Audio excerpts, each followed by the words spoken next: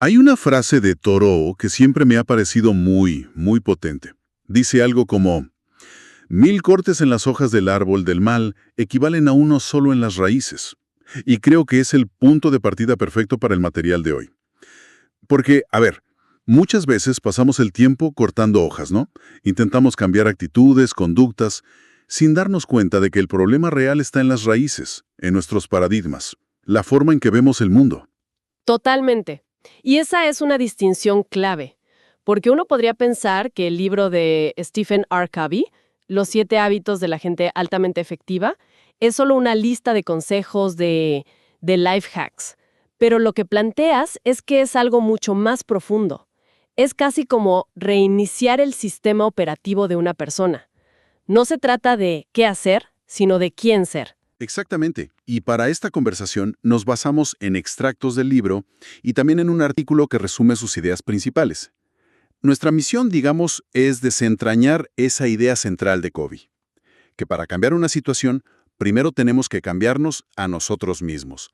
Y esto implica un salto, pasar de lo que él llama la ética de la personalidad, que se centra en la imagen, en técnicas superficiales, Claro, en el cómo parecer. justo, a una ética del carácter, que se basa en principios sólidos: integridad, humildad, paciencia. Y para entender ese viaje, vamos a seguir la ruta que traza el propio Covey. Empezaremos por el concepto de paradigma y su enfoque de adentro hacia afuera, que es fundamental. Luego vamos a recorrer lo que él llama el continuum de la madurez, que nos lleva de la dependencia a la independencia, y lo hacemos a través de los 7 hábitos que se agrupan en victorias privadas y victorias públicas.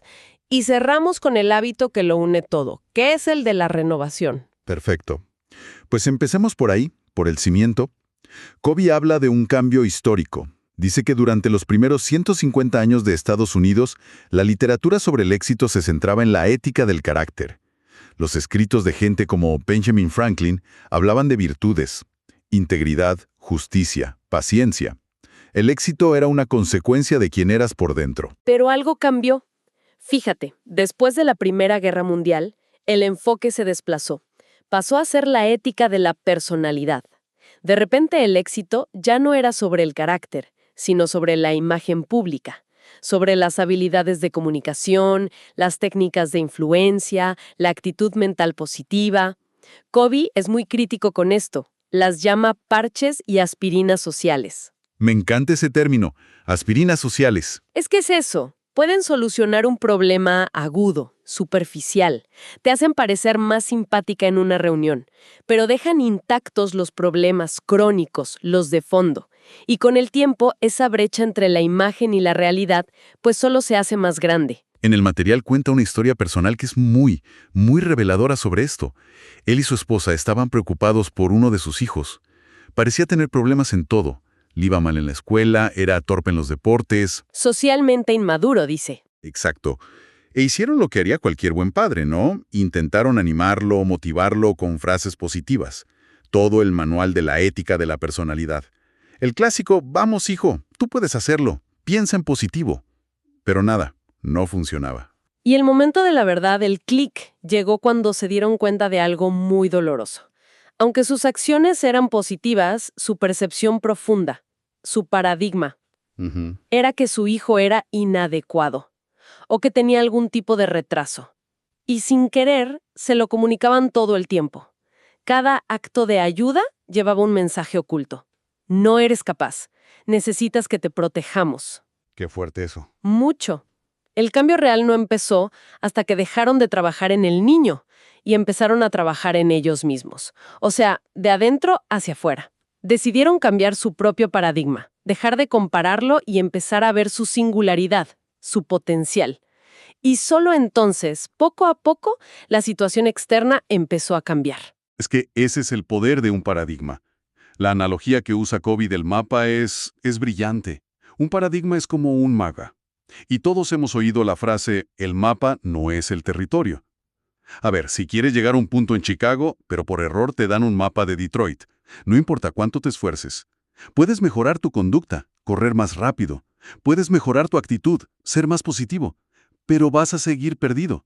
El problema no es tu esfuerzo, es que tienes el mapa equivocado. Y lo más fascinante es que muchas veces ni siquiera somos conscientes de que tenemos esos mapas. Simplemente asumimos que la forma en que vemos las cosas es como son en realidad. Para ilustrar esto, Covey describe un experimento de percepción visual muy famoso. A la mitad de una clase le muestra la imagen de una mujer joven durante 10 segundos y a la otra mitad la imagen de una anciana. Y luego proyecta una tercera imagen que combina las dos. Y el resultado: los que vieron a la joven ven a la joven, los que vieron a la anciana. Ven a la anciana. Y no es que finjan, es que literalmente no pueden ver la otra imagen. Su cerebro ya está condicionado. Y lo mejor es cuando intentan discutirlo. Ahí se produce el caos. Es una joven encantadora, dice uno. Joven, pero si es una anciana con una nariz enorme, responde otro. Los dos están viendo lo mismo, están convencidos de tener razón, y sus conclusiones son opuestas. La lección es profunda. Vemos el mundo no como es, sino como somos nosotros, o como nos han condicionado a verlo. Y entender eso es el primer paso para poder cambiar. Bien, con esa base sobre los paradigmas, podemos meternos en el primer grupo de hábitos, lo que Covey llama la victoria privada. Son los hábitos 1, 2 y 3. El objetivo aquí es pasar de la dependencia, que es el paradigma del tú te encargas de mí, a la independencia, el paradigma del yo puedo hacerlo. Son esas victorias internas, las que nadie ve, pero que son la base de todo lo demás. El primer hábito es ser proactivo. Y esto es mucho más que tomar la iniciativa, ¿eh? Ser proactivo significa reconocer una verdad fundamental. Somos responsables de nuestras vidas. Nuestra conducta es una función de nuestras decisiones, no de nuestras condiciones. Y aquí Covey se apoya en la experiencia de Viktor Frankl, el psiquiatra que sobrevivió a los campos de concentración. Una historia increíble. Es que Frankl descubrió, en las condiciones más inhumanas que te puedas imaginar, que sus captores podían controlar su entorno, su cuerpo, pero no su conciencia. Él descubrió que entre el estímulo y la respuesta, el ser humano tiene la libertad interior de elegir. Esa es la libertad última, la que nadie nos puede quitar. Y una forma muy práctica de aplicar esto es con su concepto del círculo de preocupación frente al círculo de influencia. Las personas que él llama reactivas enfocan su energía en el círculo de preocupación. Los defectos de los demás, los problemas del país, cosas sobre las que no tienen control real. Su lenguaje es pasivo. No puedo hacer nada, yo soy así, es que esto me vuelve loco. Y lo irónico es que al hacer eso, su círculo de influencia, donde sí pueden actuar, se va encogiendo. Horas reaccionando a cosas que nos indignan, pero sobre las que tenemos cero control. Y al final del día, nuestra energía se agotó.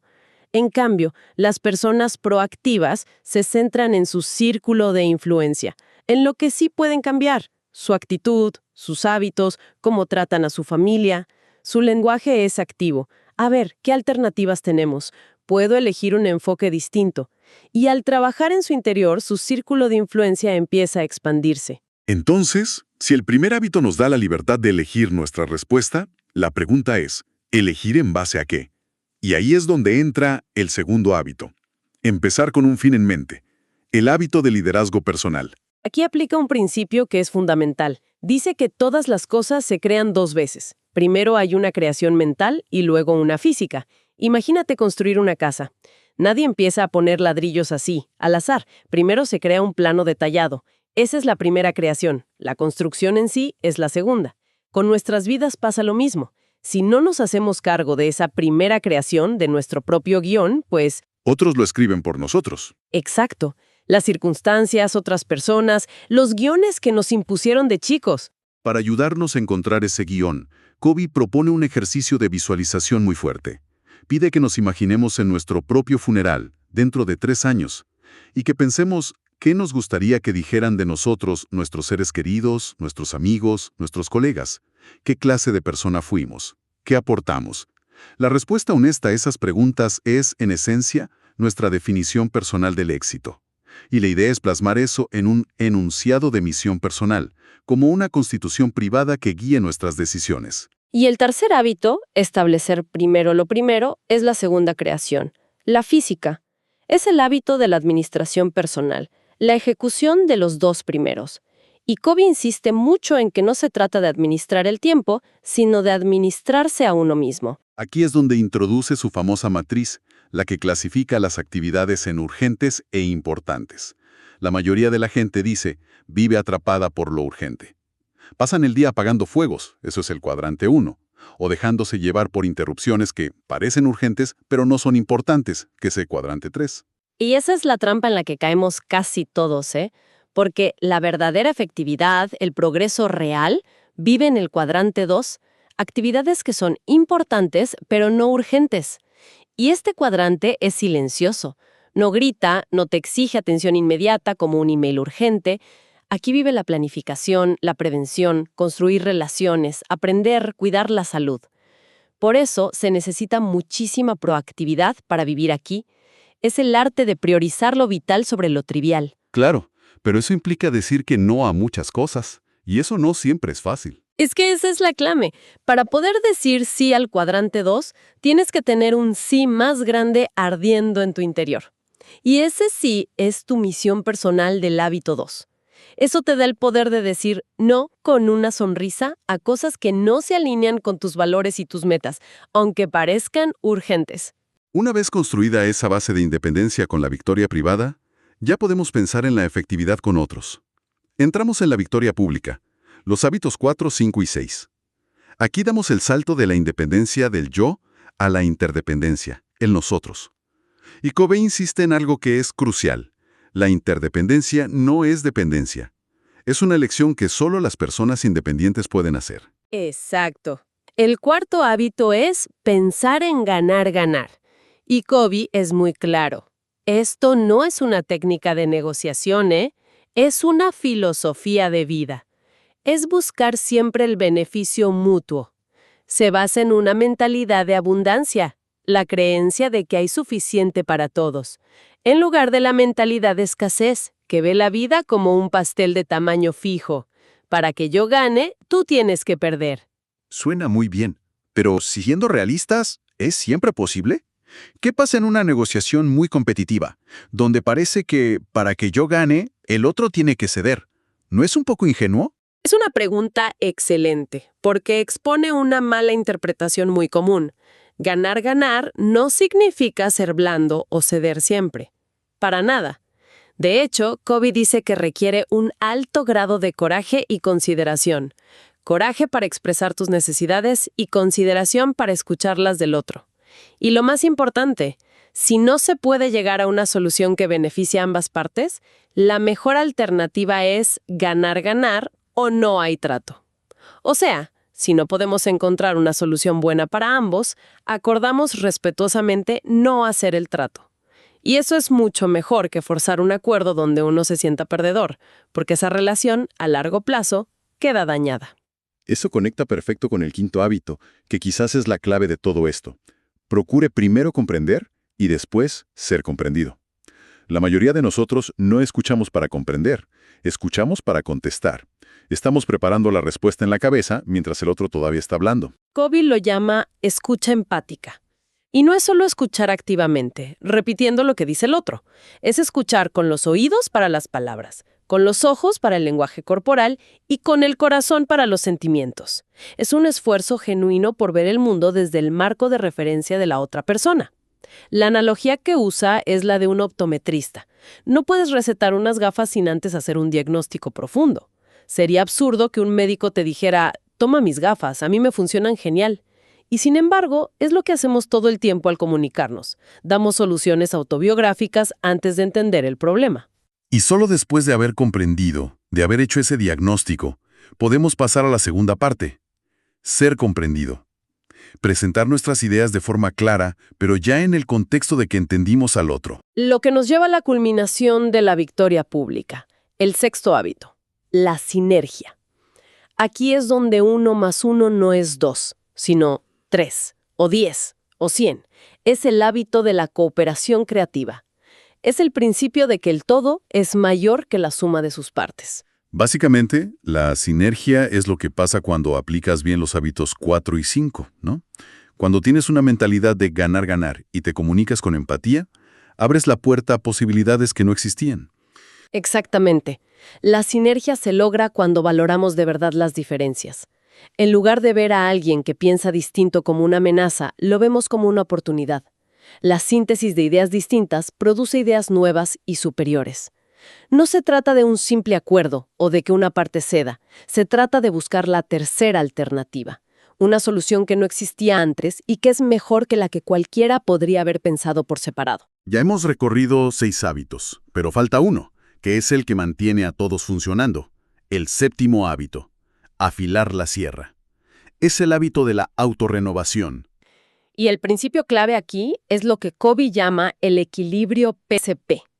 Lo explica con la fábula de la gallina de los huevos de oro. La P es la producción, o sea, los huevos de oro, los resultados que queremos. Y la CP es la capacidad de producción, la gallina, el bien que produce los resultados. Y la lección es clara. Si te enfocas solo en maximizar la producción, en los huevos, descuidas y terminas matando a la gallina. Y si solo cuidas a la gallina pero nunca recoges los huevos, pues tampoco tienes beneficios. La clave es el equilibrio. Esta es, en esencia, la fórmula para evitar el burnout, el agotamiento. Constantemente nos presionan para producir más huevos de oro, más resultados, más ventas, más proyectos.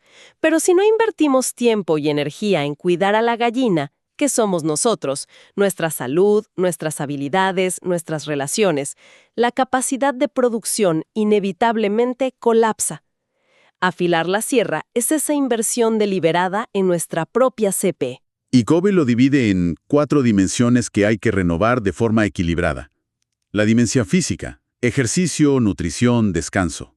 La espiritual: clarificar valores, meditar, el contacto con la naturaleza. La mental: leer, planificar, escribir, aprender cosas nuevas.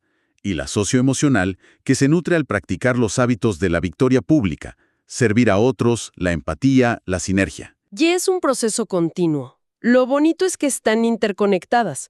Cuando trabajas en una, impactas positivamente en las otras. Esta renovación constante crea lo que Covey llama una espiral ascendente de crecimiento.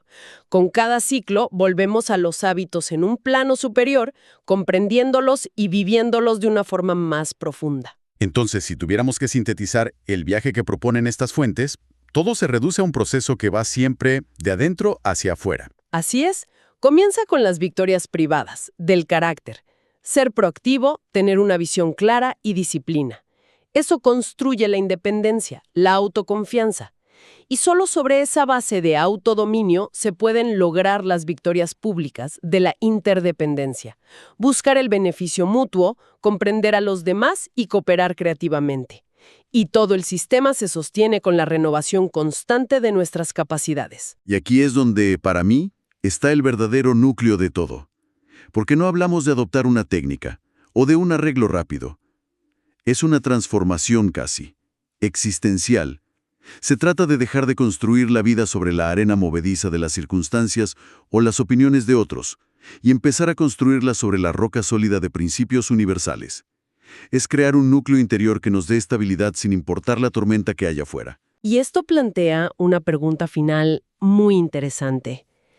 Hay una cita de T.S. Eliot que Covey usa y que me parece un cierre perfecto. Dice: no debemos dejar de explorar, porque al final de nuestra exploración llegaremos a nuestro punto de partida y conoceremos el lugar por primera vez. La reflexión que surge del material es esta. Estos principios, integridad, responsabilidad, propósito, no son necesariamente nuevos. La mayoría los conocemos.